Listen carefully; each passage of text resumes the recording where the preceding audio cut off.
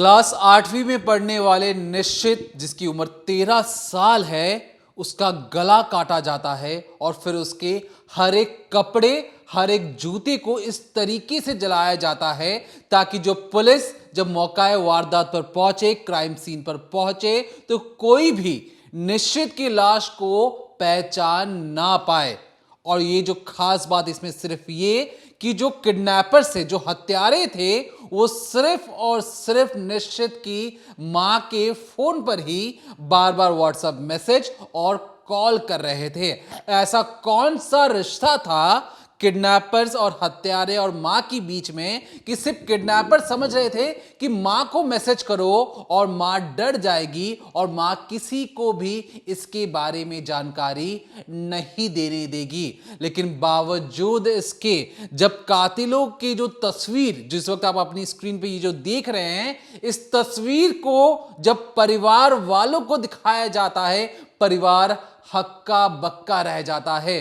पहली बार पुलिस को भी लगता है कि जिसको वो अलग अलग जगह पर ढूंढ रहे थे, वो घर का ही एक मेंबर था, एक सदस्य था, जो जानबूझकर परिवार के बीच में रहते हुए पुलिस के नाक के नीचे बैठकर बड़े इत्मीनान से किडनैपिंग और हत्या के इस मामले को जानबूझकर रफा दफा करने की कोशिश कर रहा था। एक ऐसा मामला जिसमें जो कातिल है वो आपके और हमारे बीच में ही बैठा था। ये जो तस्वीर है, इस तस्वीर में दिखने वाले हर एक शख्स को परिवार का मेंबर जानता था, लेकिन बावजूद इसके परिवार कुछ नहीं कर पाया क्योंकि उस शख्स ने एक 8वीं क्लास के स्टूडेंट का गला काट डाला।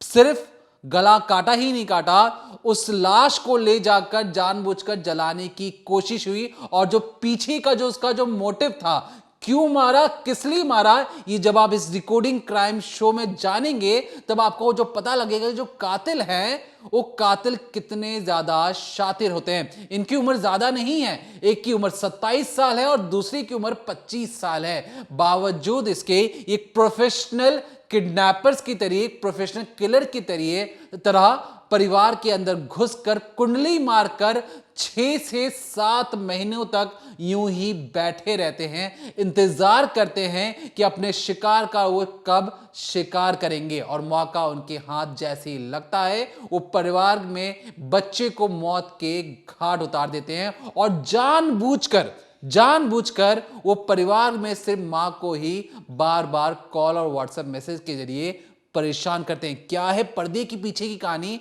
तफसील से जानिए।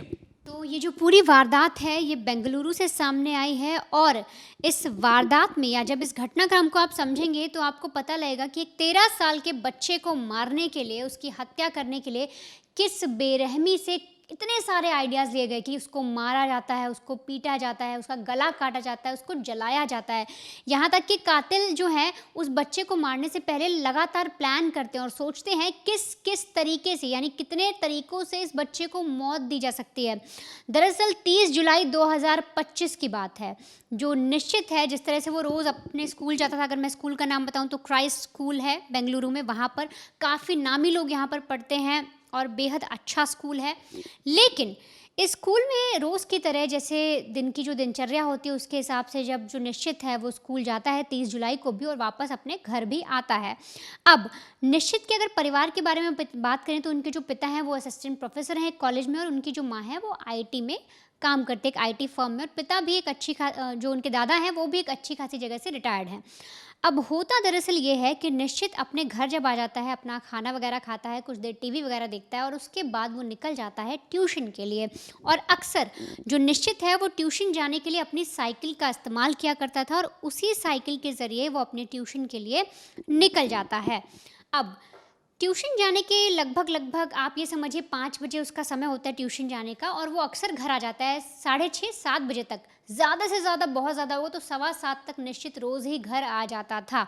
लेकिन 30 जुलाई 2025 को निश्चित 5 बजे अपने घर से यानी शांति निकेतन हाउस से वो निकल तो जाता है, लेकिन 7 बज जाते हैं, वो अब तक वापस लौट कर नहीं आता। अब घर में हर किसी को टेंशन होती है, माँ भी परेशान होती है, साथ ही साथ दादाजी, क्योंकि वो अपने पोते के साथ ज़्यादा वक्त बिताते थे। माँ काम पर रहती थी, पिता भी अपने काम पर रहते थे।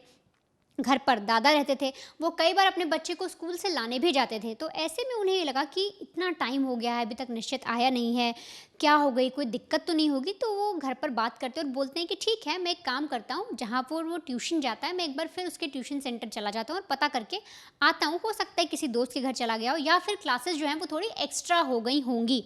ये कहकर दादाजी घर से निकल जाते हैं और सीधे पहुँच जाते हैं वो उस जगह पर जहाँ पर निश्चित क्लासेस लिया करता था, यानी ट्यूशन क्लासेस। वहाँ पर जाकर पूछते हैं कि जो निश्चित है, क्या वो यहाँ पर आया, कब निकला? तो वहाँ पर जो टीचर्स थे, जो स्टाफ मेंबर्स थे, वो बताते हैं कि देखिए, जो निश्चित है वो तो काफ़ी समय पहले निकल गया, जब उसकी छुट्टी उस पर ही वो निकल गया था और अपनी साइकिल लेकर ही वो गया है। अब दादाजी को लगता है कि अगर निश्चित निकल गया तो वो अब तक घर क्यों नहीं पहुंचा, और किसी को भी डाउट होगा, किसी की फैमिली का भी अगर बच्चा इस तरह से गया है और काफ़ी समय बीत गया, वो घर नहीं लौटा, तो हर किसी को टेंशन होगी, डाउट होगा।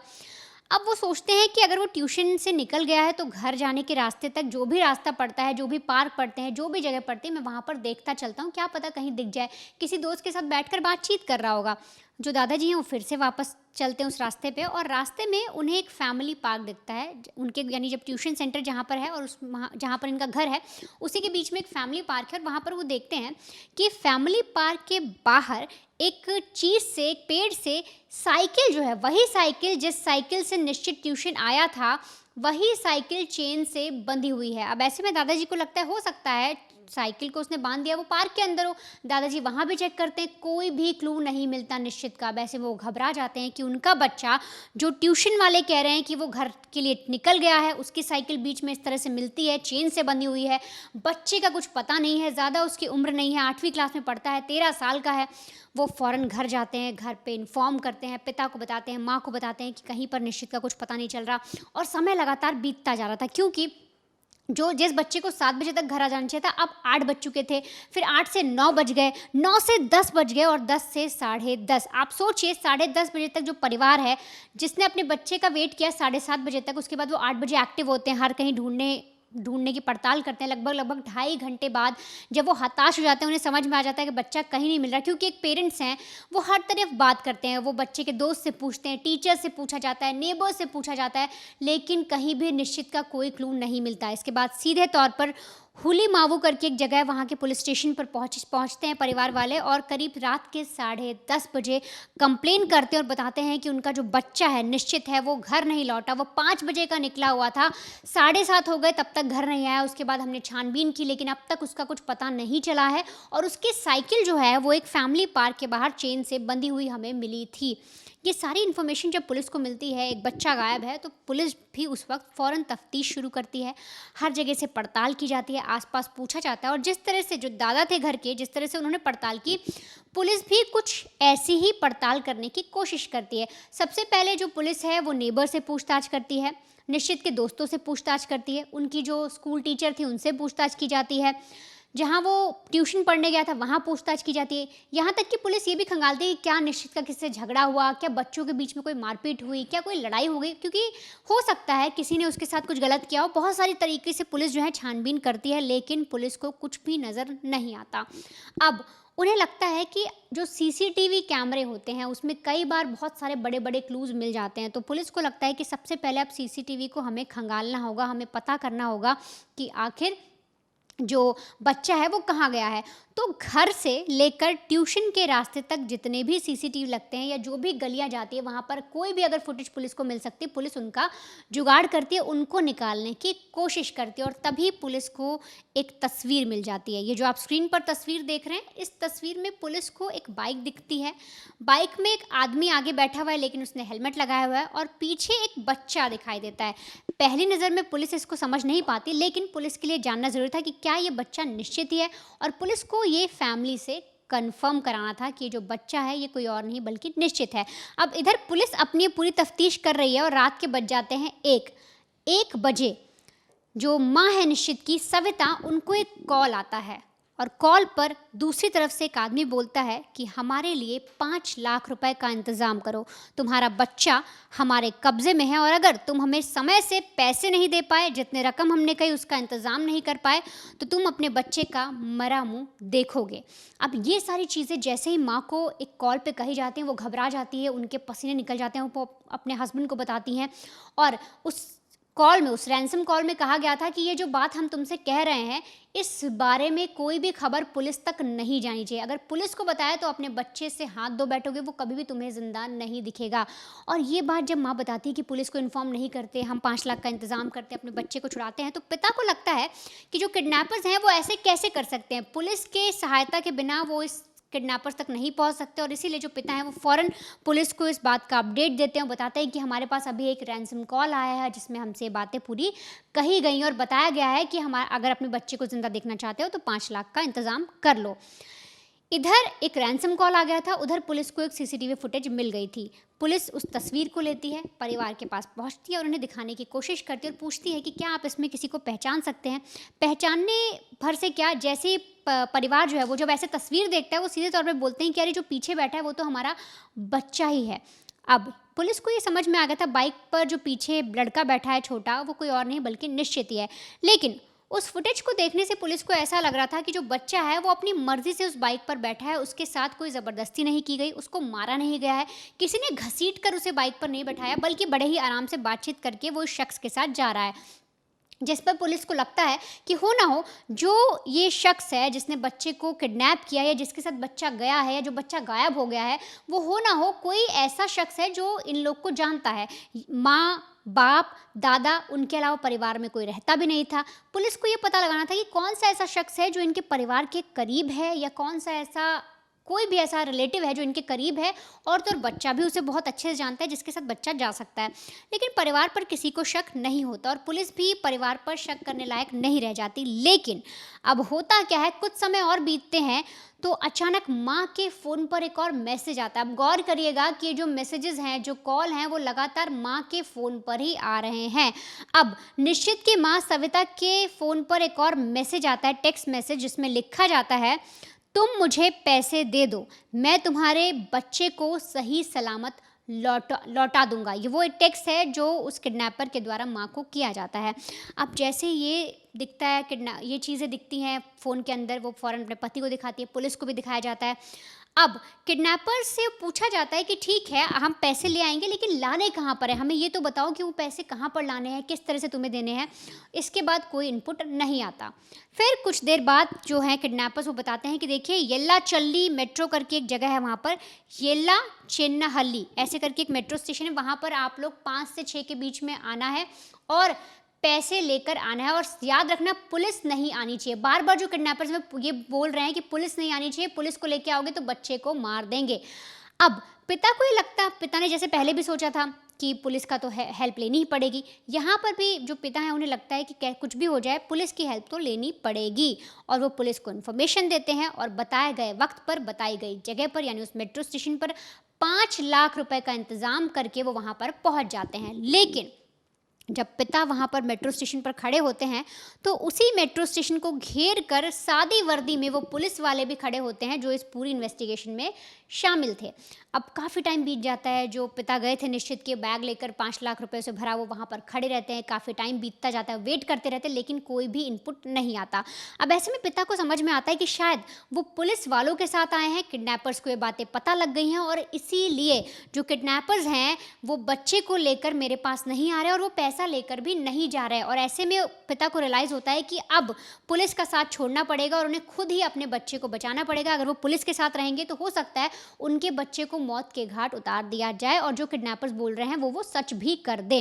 अब इसके बाद वो किडनैपर्स को, उनके पास एक जो फ़ोन होता है उससे वो खुद किडनैपर्स को मैसेज करते हैं और बोलते हैं कि अभी तक मैं यहाँ पर खड़ा हूँ, आप में से कोई भी नहीं आया, बताइए आगे क्या करना है।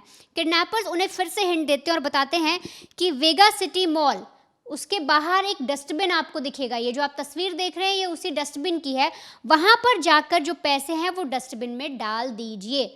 अब ये सारी जो चीज़ें हैं वो पुलिस को पता लगती हैं कि जो पैसे हैं, माफ़ करिएगा, जो पिता है उनको इनपुट मिलता है कि ठीक है पैसे ले जाके डस्टबिन में डालने, और वो आते हैं वेगा मॉल के बाहर, वहाँ पर खड़े रहते हैं और पैसे डाल देते हैं। लेकिन जो पिता हैं वो यहाँ पर ये बात ध्यान रखते हैं कि बहुत ही चोरी छुपकर, बहुत ही शांति से उन्हें वेगा मॉल तक पहुँचना है। अब पिता भी नहीं चाहते थे कि जब वो मेट्रो स्टेशन से छुप कर वेगा मॉल जाएँ तो पुलिस को कोई भी खबर मिले, क्योंकि वो ये समझ गए थे कि अगर पुलिस इस केस में इन्वॉल्व हो जाएगी तो उनके बेटे के साथ कुछ गलत हो सकता है। और वो चोरी छुप के उस मॉल के पास पहुँचते पहुंचते हैं और पैसे डाल देते हैं और काफ़ी समय तक खड़े रहते हैं। 1 घंटे, 2 घंटे, 3 घंटे बीत जाते हैं, लेकिन वहाँ पर भी कोई किडनैपर नहीं आता। अब ऐसे में जो पिता थे निश्चित के, उन्हें लगता है कि ये तो शायद उन्हें पागल बनाया जा रहा है, कुछ समझ ही नहीं आ रहा क्या हो रहा है, और फिर से वो पुलिस को इन्फॉर्म करते हैं और बताते हैं कि मुझे जो किडनैपर्स हैं उन्होंने हिंट दिया था वेगा मॉल आने का, और इसलिए मैं यहाँ पर आ गया हूँ। अब आप देखिए आगे क्या करना है।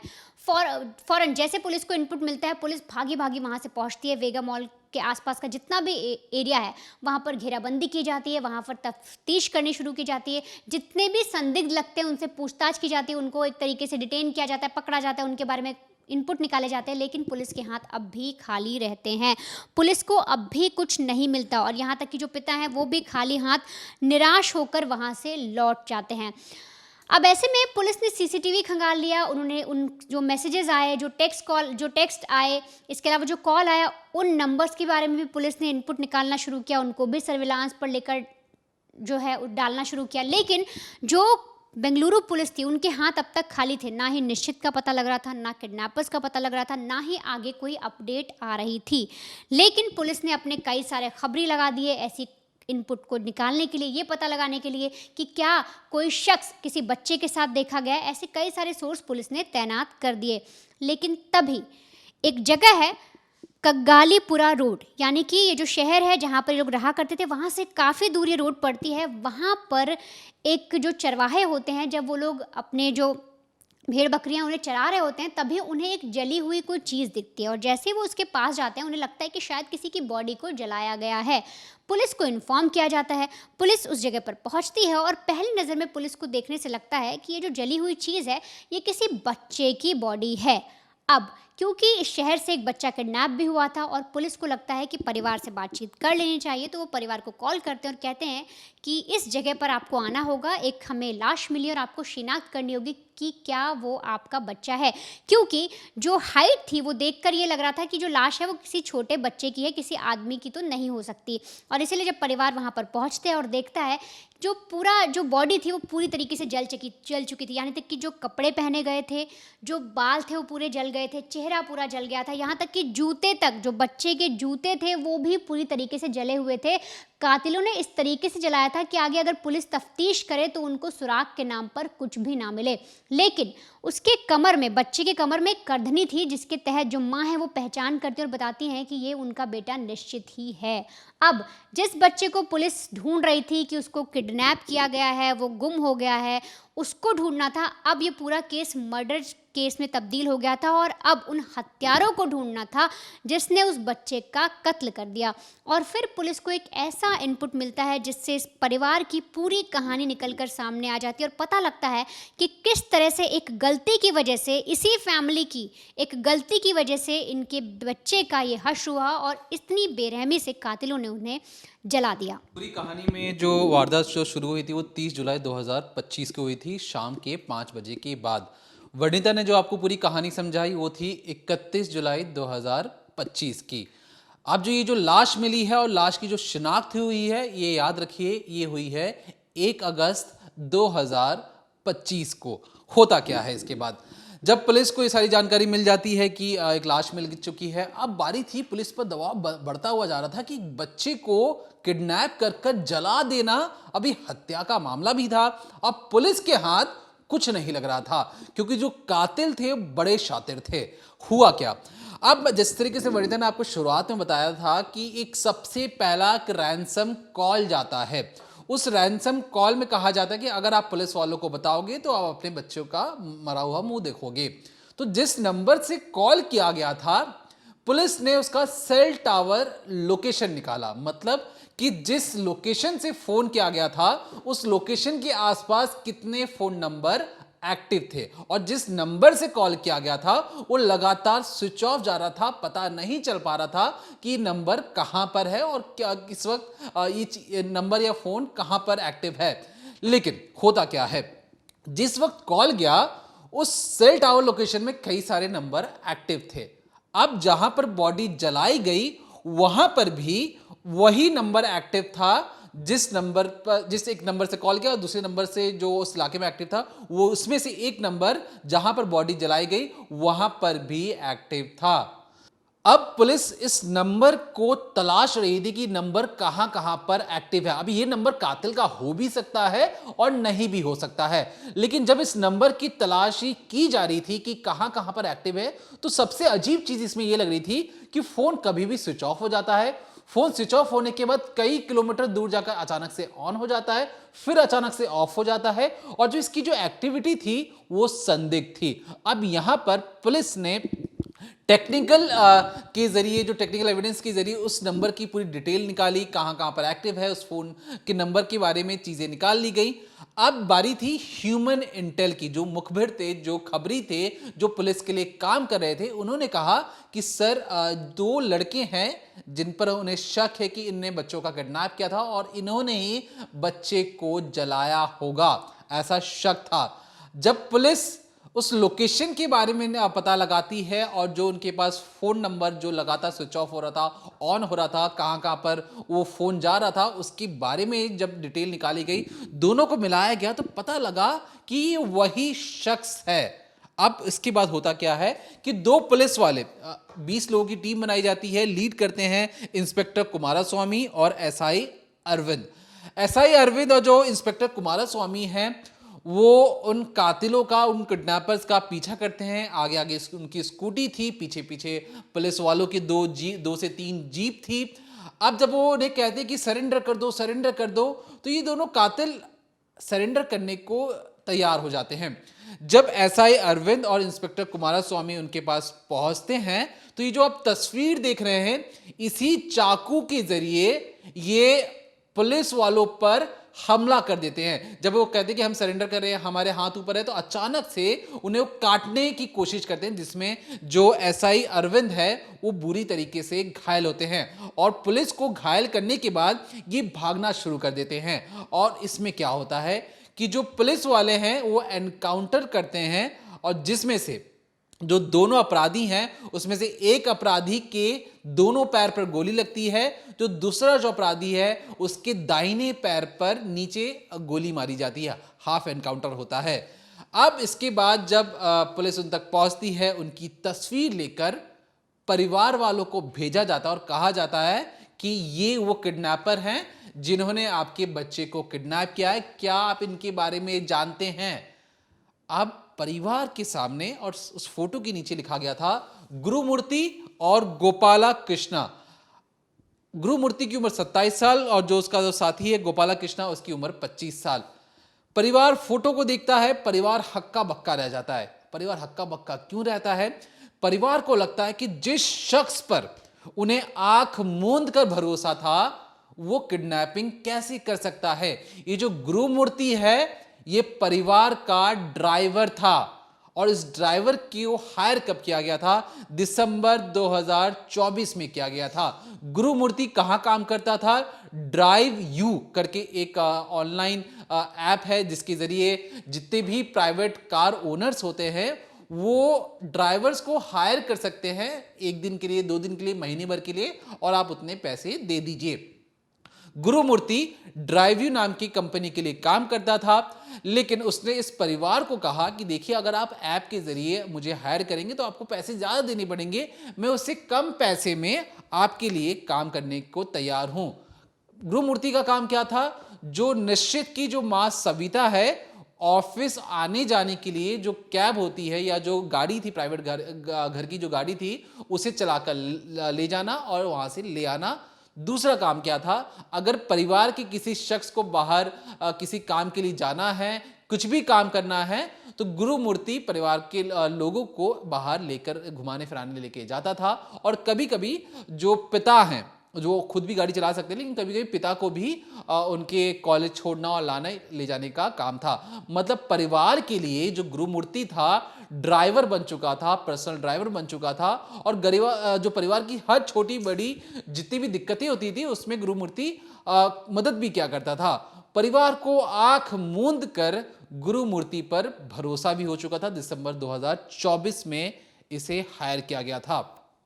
अब क्योंकि परिवार को लगा कि ड्राइव्यू कंपनी जो थी उनकी बैकग्राउंड चेकिंग हो चुकी होगी, तो और इसने जैसे कहा था कि अगर आप ऐप के जरिए मुझे हायर करेंगे तो ज़्यादा पैसे चुकाने पड़ेंगे, तो परिवार ने इसका बैकग्राउंड चेक करवाया ही नहीं।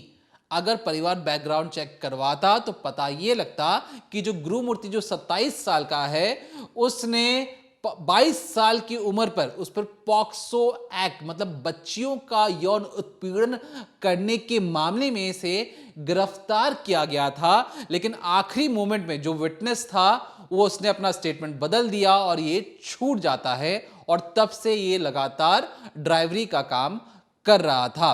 अब ये जो गुरुमूर्ति है इसकी बैकग्राउंड चेकिंग हुई नहीं, अचानक से परिवार में शामिल हो गया, परिवार के लोगों के साथ इस तरीके से घुला मिला कि परिवार को जब भी कहीं छोड़ने जाता तो चलाता आगे, आंखें निगाहें इसके आगे रहती, लेकिन जो कान था पीछे बैठे लोगों की बातों को ध्यान से सुनता और समझता। इसे पता लग चुका था कि सविता जो है एक प्राइवेट कंपनी में एक अच्छे ओहदे पर है, जो पिता हैं वो एक असिस्टेंट प्रोफेसर कॉलेज में बतौर नौकरी कर रहे हैं, जो दादा हैं वो रिटायर तो हो चुके हैं, लेकिन अक्सर वो प्रॉपर्टी को इधर उधर खरीदने में उनकी दिलचस्पी रहती है। और किडनैपिंग से कुछ रोज पहले भी वो जो दादा थे उन्होंने एक बड़ी प्रॉपर्टी देखी थी और उनका कहना था कि आने वाले वक्त में वो अपने पोते के नाम पर ये प्रॉपर्टी लेना चाहते हैं।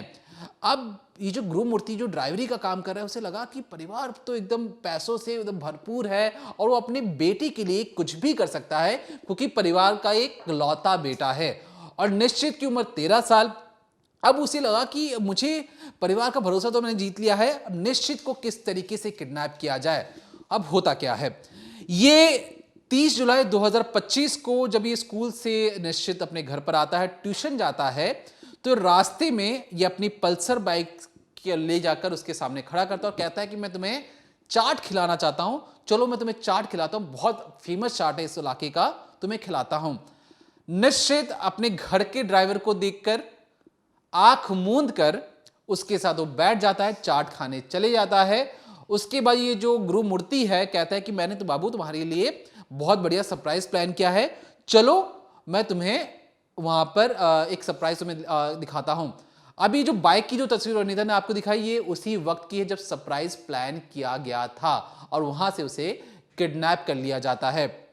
अब किडनैपिंग होने के बाद बारी थी कि किस तरीके से लगातार कॉल किया जाए परिवार के पास। तो इनके पास एक चीज इसे समझ में आ चुकी थी कि जो सविता है, क्योंकि बेसिकली इसे हायर किया गया था सविता को, जो माता जी हैं, जो माँ है बच्चे की, उनके ऑफिस लाने ले जाने के लिए। सविता से इसकी जान पहचान तो अच्छे तरीके से हो चुकी थी क्योंकि ऑफिस लाने और ले जाने के लिए जो सविता का नंबर ही गुरुमूर्ति के पास था। लेकिन आपको एक बात और बता दें कि जिस तरीके से जब गुरुमूर्ति ने निश्चित को किडनैप किया उससे 2 से 3 दिन पहले भी इसने लगातार प्रैक्टिस किया था कि जब निश्चित को ये किडनैप करेगा तो कोई भी चूक नहीं होनी चाहिए। 2 से 3 दिन पहले ये लगातार उसके पास जाता है और कहता है कि निश्चित चलो मैं तुम्हें पानी पूरी खिलाता हूं। जब पानी पूरी खिलाने की बात आई तो निश्चित जो था वो बिल्कुल फौरन तैयार हो जाता है और ड्राइवर को देखकर उसके साथ चला जाता है। गुरुमूर्ति पानी पूरी खिलाने के बाद उसे वापस उसी जगह पर छोड़ देता है और निश्चित साइकिल से अपने घर पहुंच जाता है। अब जिस रोज इसे किडनैपिंग करनी थी ये चाट के नाम पर उसे अपने साथ बैठाकर लेकर चले जाता है। मायने ये कि इसे लग रहा था कि कहीं किसी भी तरीके से अगर निश्चित मना कर दे तो किस तरीके से वो बच्चे की किडनैपिंग करेगा, लेकिन उसे समझ में आ चुका था कि निश्चित इस पर आंख मूंद कर भरोसा कर रहा है, कोई इसका कुछ बिगाड़ अब नहीं सकता है। तो ये थी किडनैपिंग की बात। किडनैपिंग के बाद क्या क्या चीजें होती हैं ध्यान से सुनिए। दरअसल इसके बाद वो सविता को कॉल करता है किस तरीके से। गुरुमूर्ति के साथ जो दूसरा जो शख्स था वो था गोपाला कृष्णा, उम्र है 25 साल। ये बतौर केबल ऑपरेटर का काम करता है। कहां पर? वृद्धा आश्रम में, जहां पे बुजुर्गों का जो आश्रम होता है उनके जो आश्रम में जो टीवी ठीक करने का काम, उनके केबल का देखने का काम, तो वहां पर जो गोपाला कृष्णा है उसने एक बुजुर्ग का सिम चुराया, फोन चुराया और उसी के जरिए उसने जो सिम था गुरुमूर्ति को दे दिया और जो फोन था वो अपने पास रख लिया। अब इसी सिम के जरिए गुरुमूर्ति ने सविता को कॉल किया और इसी वजह से पुलिस नहीं पता लगा पा रही थी कि नंबर किसका है, क्या क्या चीजें इसमें से निकल के आ सकती हैं।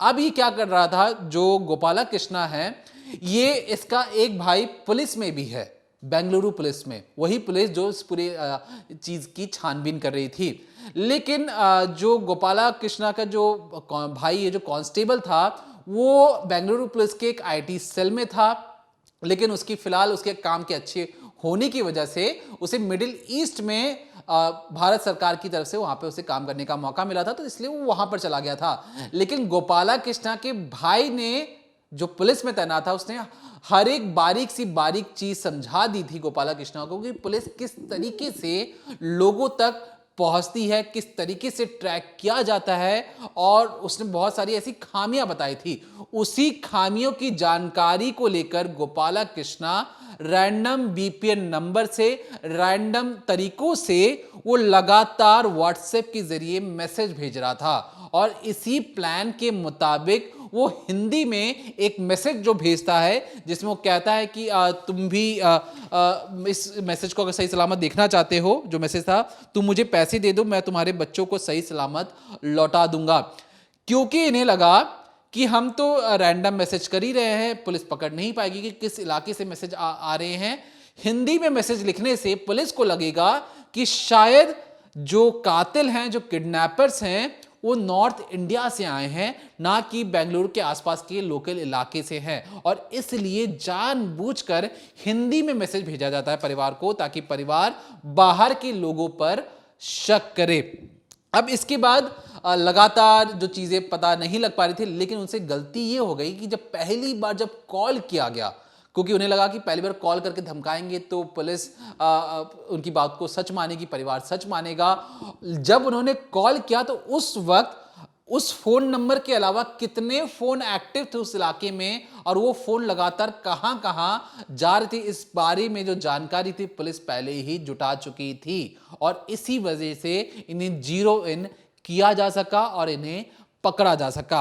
अब इसके बारे में जब इनसे पूछा गया कि तुम्हारे मन में मकसद क्या था, मोटिव क्या था, तुम इस बच्चे के साथ क्यों किडनैप करना चाह रहे थे, इन्हें लगा कि देखिए ड्राइवरी करके बहुत ज्यादा पैसे तो मिल नहीं रहे थे, और परिवार का शान और शौकत देखकर इन्हें समझ में आ चुका था कि परिवार अपने बच्चे के लिए, अपने पोते के लिए कुछ भी कर सकता है। तो जल्दबाजी में पैसे कमाने के लिए 27 साल और 25 साल के लड़के ने प्लान बनाया, और इस तरीके से परफेक्ट क्राइम करने का प्लान बनाया कि पुलिस इन तक कभी पहुंच ही ना पाए। लेकिन ये प्रोफेशनल किडनैपर तो थे नहीं, इसलिए पहले मेट्रो स्टेशन में इन्हें लगा कि भीड़ इन्हें देख लेगी, पकड़ लेगी, और इसलिए वो मेट्रो स्टेशन के पास पहले पैसे नहीं लेते हैं। उन्हें पिक्चरों में देखा था कि किस तरीके से जो किडनैपर्स अलग अलग जगह पर उन्हें बुलाते हैं, तो इसलिए सिटी मॉल के पास में वहां पर कहते हैं कि पैसे डस्टबिन में डाल दो। अब ये जो किडनैपर्स थे, जो गुरुमूर्ति था, जो ड्राइवर था, इसे अभी भी डर लग रहा था कि अगर ये जैसी पैसों तक पहुंचेगा पुलिस पीछे से इसे दबोच लेगी, और इसलिए वो उस जगह से भी पैसे नहीं उठाता है। इसलिए परिवार परेशान कि पैसे लेके तैयार है, पैसे को डस्टबिन में भी डाल दिया है, कोई पैसे लेने आ क्यों नहीं रहा। अब पैसे कोई लेने आ नहीं रहा, और इस वजह से इन्हें लगा कि फोन भी इन्होंने स्विच ऑफ कर दिया, इन्हें लगा कि प्लान फेल हो गया है, ये पकड़े जाएंगे, तो ना ही पैसे लेते हैं, बच्चे को मारते रहते हैं हाथ पैर बांधकर। इन्हें लग रहा था कि मार मार कर इसे मौत के घाट उतार देंगे, क्योंकि इन्हें ये डर था कि मान लो हमने पैसे लेकर निश्चित को छोड़ भी दिया तो निश्चित जाकर अपने पापा मम्मी को बता देगा कि जो किडनैपर्स हैं वो कोई और नहीं बल्कि हमारे घर का ड्राइवर ही है। और इसी डर की वजह से, इसी एक वजह से उन्होंने इस बच्चे को इतना मारा, फिर देखा कि बच्चा तो अभी मर नहीं रहा। सोचिए 13 साल के बच्चे को बेदर्दी के साथ ये जो 27 और 25 साल के जो लड़के मारते जा रहे हैं, मार लात घूसे जो मिल रहा है उसे मार रहे हैं। लेकिन जब बच्चे की जान नहीं निकली, इन जाहिलों ने सोचा, इन जल्लादों ने सोचा कि बच्चे का गला ही काट देते हैं। बच्चे का गला काट दे देंगे, सांसें थम जाएंगी, बच्चा कभी बाहर कुछ बोल नहीं पाएगा। गला काट देते हैं। फिर इन्हें लगता है कि कभी ना कभी कोई भी पुलिस इन तक किसी भी तरीके से पहुंच सकती है, इसलिए शहर से दूर ले जाकर एक सुनसान सड़क पर पेट्रोल डालकर, और पेट्रोल को इस तरीके से इतनी ज्यादा तादाद में डाला जाता है ताकि जो पुलिस वाले हैं इस लाश की शिनाख्त कभी भी नहीं कर पाए, क्योंकि शहर से दूर ले जाकर इन्होंने जलाया है। तो हो सकता है कि पुलिस उस इलाके में छानबीन करे, शहर में जो बच्चा गुम हुआ है उसकी छानबीन ना करे। अब ये जो कातिल थे, जो किडनैपर्स थे, इनकी जो सोच थी एकदम फुल प्रूफ परफेक्ट क्राइम करने की कोशिश थी, लेकिन बावजूद इसके जब पुलिस इसके बारे में परिवार को बताती है, परिवार तक पहुंचा जाता है, तो परिवार शिनाख्त कर लेता है, इन जाहिलों को भी पकड़ा जाता है और ये भागने की कोशिश करते, पुलिस पर हमला करने की कोशिश करते हैं, तब भी सरेंडर करने को राजी नहीं थे। इनके पास हथियार था और सिर्फ मकसद ये था कि जल्दबाजी में हमें पैसे कमाने हैं। तो उन तमाम दर्शकों से मैं ये कहना चाहूंगा कि आप सोच समझकर उन लोगों को अपनी जिंदगी में शामिल करें जिन्हें आप पर आंख मूंद कर भरोसा हो, क्योंकि जो बच्चे होते हैं, जो बड़े होते हैं, पहले के जमाने में क्या होता था कि जो पड़ोसी हैं वो ही आपका परिवार होते थे। जो आस पड़ोस के जो लोग होते थे, जो आपके घर में काम करने लोग आते हैं, जो ड्राइवर जो काम करने आता है, जो माली काम करने आता है, वो अंकल आंटी बन जाते थे। परिवार के जो बच्चे होते थे उन्हें देखकर बड़े होते थे। लेकिन आज के वक्त में डर उन लोगों की वजह से नहीं है जो आपके घर पर खटखटाते हैं और कहते हैं कि क्या मैं अंदर आ सकता हूं। उन लोगों से खतरा नहीं है, खतरा उन लोगों से है जिन लोगों को आप बिना जांच पड़ताल किए हुए अपने जिंदगी के अंदर दाखिल कर लेते हैं। आपको उनके बारे में कुछ नहीं पता, अगर पता भी हो तो आप अच्छी तरीके से छानबीन करें, क्योंकि जिंदगी में जो शामिल आप जिस शख्स को करते हैं, जिन्हें करते हैं, आपकी उनके पीछे का मोटिव आपको नहीं पता। तो मैं उन तमाम दर्शकों से कहूंगा कि जिस तरीके से आपके घर में जो लोग आते हैं, आप पूछताछ करते हैं, लेकिन वो आपके अगर जिंदगी में आना चाहें तो क्या आप उनके सामने हर एक चीज खोल कर रख देंगे खुली किताब की तरह कि जो आए पढ़े और समझे और उसे लूट कर चले जाए? तो उन तमाम पेरेंट्स से, उन तमाम लोगों से आप संभल के रहिए कि अगर आपके घर में छोटे बच्चे हैं या कोई भी ऐसा शख्स, आप उन पर आंख मूंद कर भरोसा बिल्कुल भी ना करें, क्योंकि ऐसे लोग, ऐसे केस स्टडीज बताती हैं कि ये जो लोग हैं ये 7 महीनों से लगातार परिवार के हर एक शख्स को उनकी मंजिलों तक पहुंचा रहा था, उनकी बातों को सुन रहा था, और जब मौका हाथ लगा तो परिवार के ही बच्चे का गला काटकर, जिसे वो भैया कहता था, जिसे वो अंकल कहता था, उसका गला काटकर उसे जिंदा जलाने की कोशिश की गई है। तो ऐसे लोगों से बच के रहें, सावधानी रखें और हर एक चीज हर किसी को बताने की जरूरत नहीं है। तो फिलहाल के लिए देखते रहिए decoding crime, Monday to Friday शाम 7:30 बजे।